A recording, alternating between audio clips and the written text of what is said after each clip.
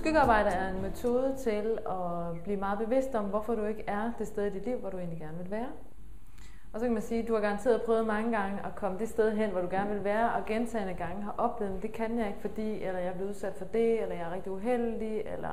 omstændighederne gjorde, at det ikke kunne lade sig gøre, og det sker altid for mig.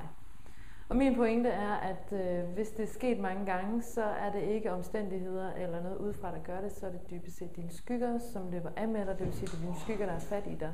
og de ligger på et ubevidste niveau, så derfor er du ikke klar over, hvorfor det er, du gentagne gange går ind i de samme problemer. Det, du kan bruge skyggearbejde til i din hverdag, det er at få en oplevelse af større personlig frihed, en oplevelse af, at du har mere autenticitet, det vil sige, at du har en oplevelse af, at du er mere den person, du egentlig er. Og når du bliver det,